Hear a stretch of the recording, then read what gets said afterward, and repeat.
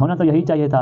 اسلامی جمہوریہ پاکستان کے مسلمان لیڈران، مسلمان لوگ، تہجد گزار لوگ، ممبروں پر بیٹھ کر دین کا درس دینے والے لوگ، جن کے پیچھے ہزاروں کا مجمع ہوتا ہے، لاکھوں کے ان کے فالورز، لاکھوں کے ان کے مریدین ہوتے ہیں، چاہیے تو یہی تھا کہ یہاں پر سچ بکتا، یہاں پر جھوٹ کا نام و نشان تک نہ ہوتا۔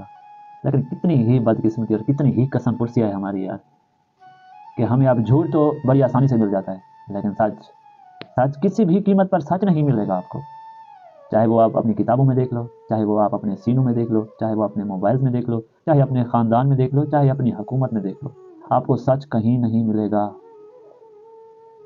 یہاں پر جھوٹ کی اتنی زیادہ ممانعت ہے کہ جھوٹ ہی بہت سارے، یعنی کہ تمام گناہوں کی ایک جڑ ہے جھوٹ۔